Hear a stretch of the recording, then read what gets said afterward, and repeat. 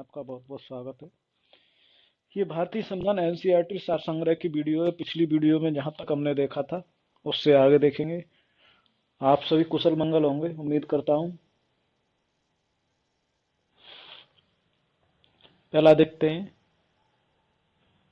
वह है एकमात्र संघीय क्षेत्र जहां राज्यसभा के लिए सदस्यों का निर्वाचन होता है, वो है पांडिचेरी। राज्यसभा के लिए निर्वाचन होता है, वो कौन सा स्टेट है? पांडिचेरी।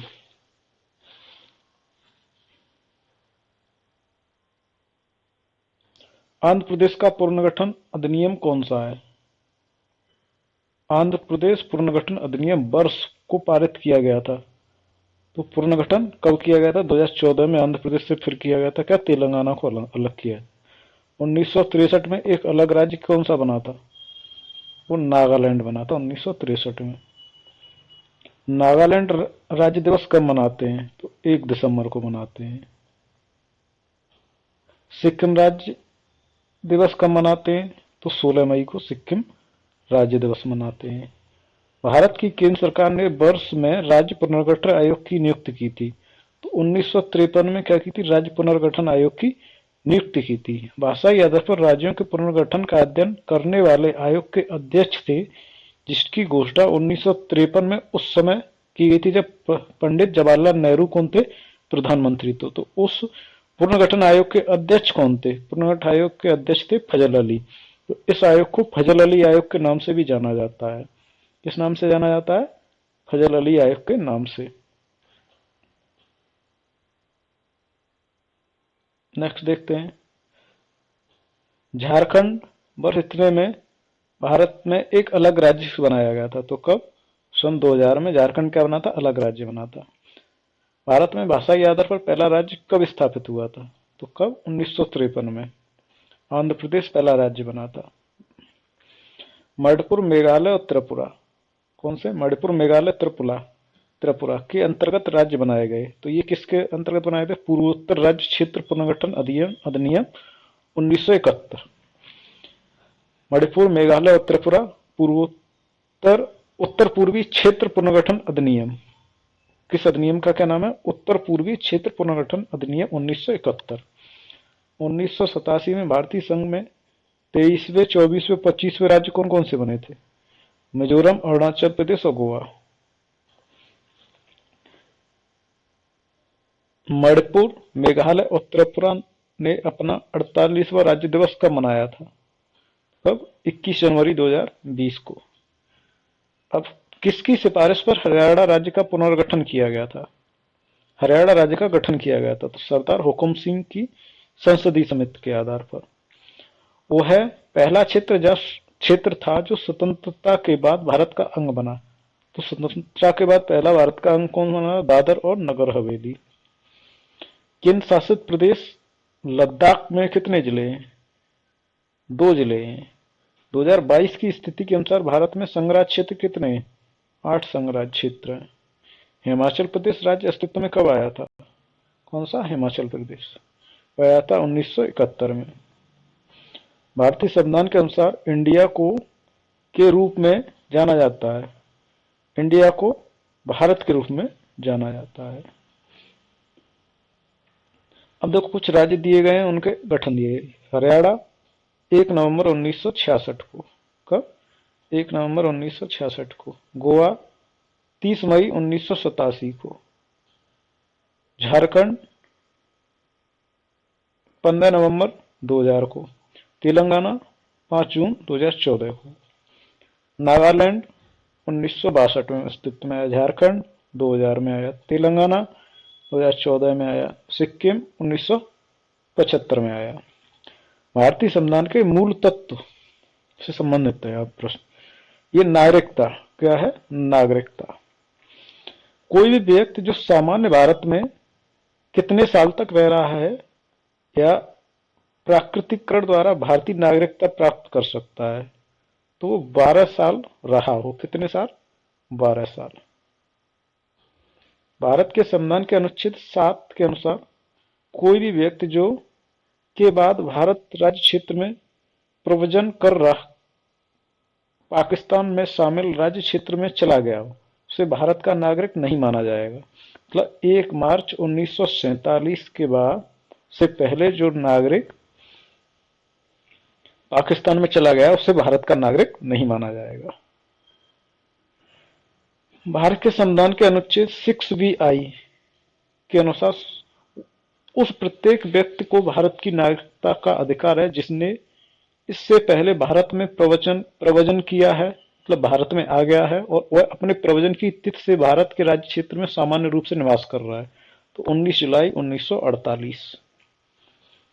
भारतीय संविधान का वह भाग जो ऐसे व्यक्तियों को नागरिकता अधिकारों से संबंधित है जो पाकिस्तान से भारत में प्रवास कर चुके हैं, वह है भाग 2। संविधान के प्रारंभ होने के बाद के तहत नागरिकता प्राप्त करने और समाप्त होने संबंधी प्रावधान है नागरिकता अधिनियम 1955 में। भारत की नागरिकता प्राप्त करने की एक शर्त नहीं है, क्या? संपत्ति का अधिकार। संपत्ति के द्वारा कोई भी नागरिकता प्राप्त नहीं की जा सकती है।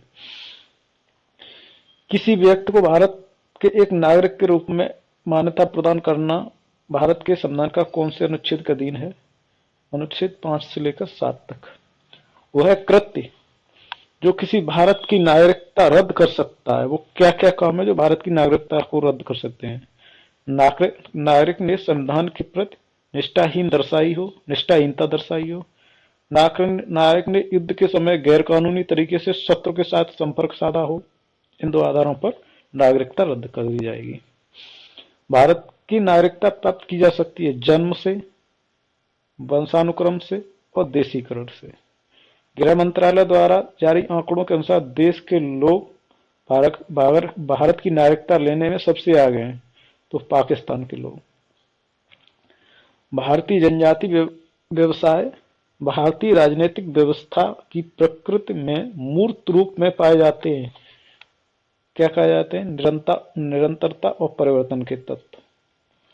नागरिकता के अर्जन हेतु शर्तों को नियत करने के लिए कौन सक्षम है? संसद है। संसद समय समय पर नागरिकता संबंधी कानून बनाती रहती है, परिवर्तन करती रहती है। भारत में नागरिकता के विषय में सही है, भारत की एकल नागरिकता है संपूर्ण भारत में। नागरिकता संशोधन अधिनियम 2015 के अंतर्गत भारतीय कार्ड धारक प्रवासी नागरिक के रूप में पंजीकृत होने के लिए अर्ह नहीं है। कौन नहीं है? जो विवाह बंधन के उपरांत पाकिस्तान प्रवासी हो गए, ये क्या नहीं है?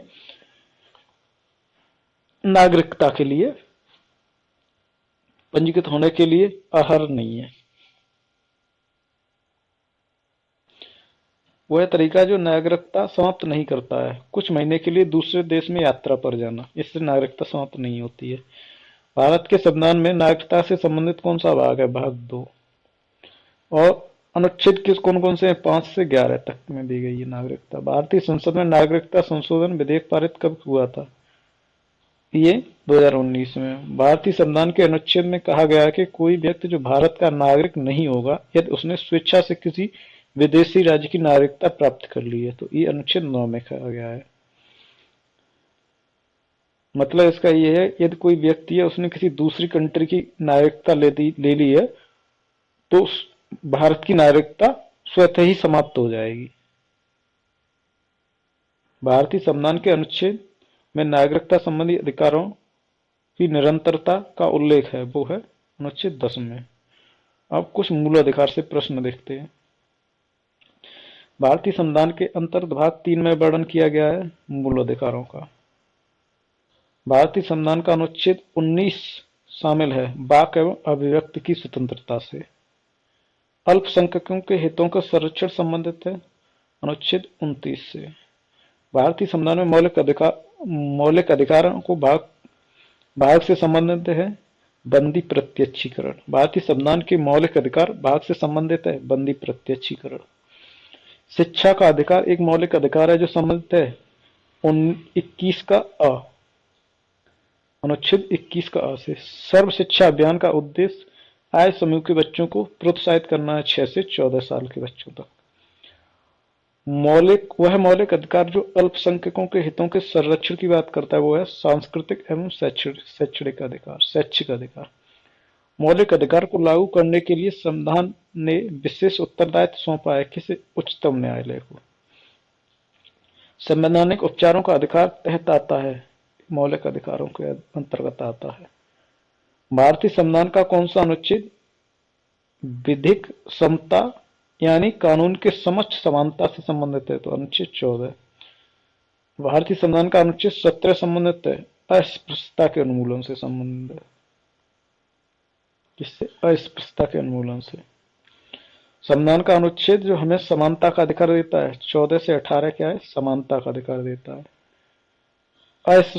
अस्पृश्यता का अंत किस में दिया गया है? अनुच्छेद 17 में दिया गया है। भारत के संविधान के कौन सा प्रावधान है जो किसी नागरिक के साथ नस्ल, धर्म, जाति, जन्म स्थान या इनमें से किसी एक के आधार पर कोई भेदभाव नहीं कर सकता है? वो है अनुच्छेद 15। वह रिट जो किसी व्यक्ति को सार्वजनिक कार्यालय में उस कार्य को करने से रोकने के लिए जारी की जाती है। वह रिट जो किसी व्यक्ति को सार्वजनिक कार्यालय में उस कार्य को करने से रोकने के लिए जारी की जाती है, उसका हकदार अधिकार जिसका वह हकदार नहीं होता है तो उसे बोलते हैं अधिकार परीक्षा। भारतीय संविधान का वह अनुच्छेद जो अपराधों के लिए दोष सिद्ध के संबंध में संरक्षण प्रदान करता है, संरक्षण संबंधित है, वो अनुच्छेद 20। भारतीय संविधान का अनुच्छेद जो शोषण के विरुद्ध अधिकार है वो है 23 और 24। मानव के दुर्व्यापार का प्रतिषेध भारतीय संविधान में निश्चित है तो ये है अनुच्छेद 23 के अंतर मानव के दुर्व्यापार का प्रतिषेध। भारतीय संविधान का वह अनुच्छेद जिसके अनुसार 14 वर्ष से कम आयु के किसी भी बालक को कारखाने, खान में काम करने के लिए या किसी अन्य खतरनाक नियोजन में नहीं नियुक्त किया जाएगा, वह अनुच्छेद 24 में दिया गया है। किसके अनुसार कानून किसी भी व्यक्ति की प्रतिष्ठा पर ध्यान दिए बिना सभी के लिए समान रूप से लागू होते हैं तो है विधि का शासन। संवैधानिक उपचारों के अधिकार से अभिप्राय है यदि किसी नागरिक को लगता है वह सरकार द्वारा मौलिक अधिकारों का उल्लंघन हुआ है तो वो क्या है? न्यायालय जा सकते हैं। भारतीय संविधान के अनुच्छेद 22 किसका भाग है? ये निवारक निरोध का भाग है। भारत के संविधान का वह अनुच्छेद जो कहता है किसी व्यक्ति को उसके प्राण, दैहिक स्वतंत्रता से विधि द्वारा स्थापित प्रक्रिया के अनुसार ही वंचित किया जाएगा, अन्यथा नहीं, तो वो है अनुच्छेद 21। भारतीय संविधान के किस अनुच्छेद में मूल अधिकारों के बारे में प्रावधान है? तो वह अनुच्छेद 12 से 35 तक। थैंक यू फ्रेंड्स, वीडियो अच्छा लगा हो तो वीडियो को शेयर कीजिए। अभी तक चैनल को सब्सक्राइब नहीं किया है तो चैनल को सब्सक्राइब कीजिए। मिलते हैं नेक्स्ट वीडियो।